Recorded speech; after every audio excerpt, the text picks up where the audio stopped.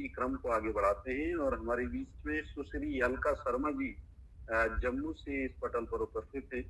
मैं बड़े आदर के साथ आपको अपनी सुंदर प्रस्तुति के लिए सादर आमंत्रित करता हूँ। सुश्री अलका शर्मा जी जम्मू।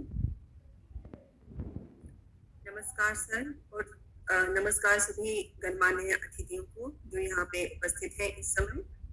आज मैं आप सबके समक्ष एक लघु कथा लेकर आई हूँ जिसे मैंने खुद लिखा हुआ है और इस लघु कथा का शीर्षक है माँ के थप्पड़।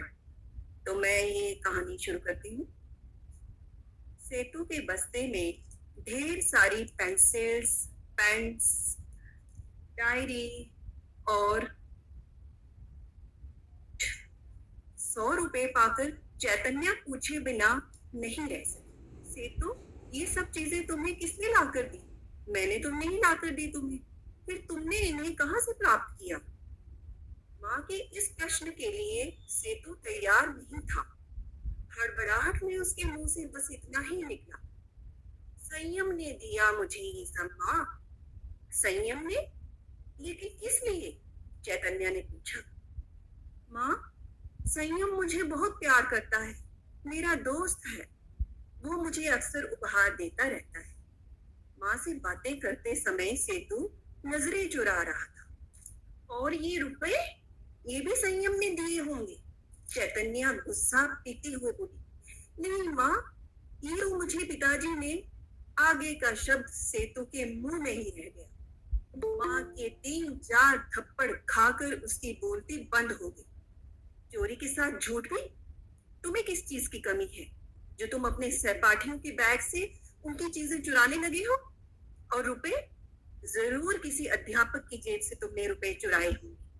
चैतन्य का चेहरा गुस्से से लाल हो रहा था। नहीं माँ, मैंने पिताजी के पर्स से निकाले थे रुपए। रोते रोते से तुम किसी तरह कह पाया, बेटा, अगर तुम अभी नहीं संभले तो बाद में बहुत देर हो जाएगी।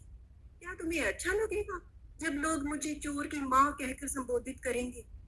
माँ के मुंह से इतना सुनकर ही सेतु के चेहरे का रंग बदल गया। उसका रंग उड़ गया और दोनों कान पकड़कर वह माँ के चरणों में बैठ गया। नहीं माँ, नहीं, मैं आगे से कभी चोरी नहीं करूंगा, कभी झूठ नहीं बोलूंगा। आपकी कसम खाकर कहता हूँ माँ, मैं आगे से कभी झूठ नहीं बोलूंगा। चैतन्य को कुछ राहत मिली। मन ही मन में सोच रही थी कि मेरे थप्पड़ों से, कुछ थप्पड़ों से अगर सेतु में सुधार आता है तो ये सौदा हानि का नहीं। तो ये कहानी यहीं पे समाप्त करती हूँ मैं। बहुत बहुत धन्यवाद।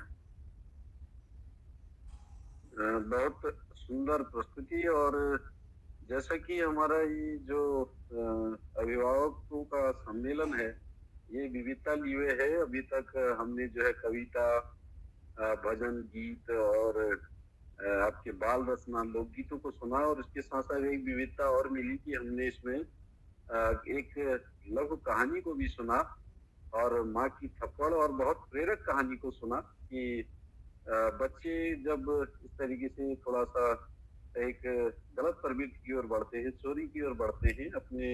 हालाँकि सेतु ने अपने पिताजी के पर्स से रुपए चुराए थे, तो कहीं न कहीं उसकी माँ ने उसे जो थप्पड़ दिया है, तो निश्चित रूप से वो अन्य के पर्स से जो है रुपए नहीं चुराएगा और जीवन में एक ऐसा बालक जो है जीवन में बहुत आगे बढ़ेगा। उससे सबक मिला है, सीख मिली है। तो बहुत प्रेरक और सीख परक आपकी ये कहानी।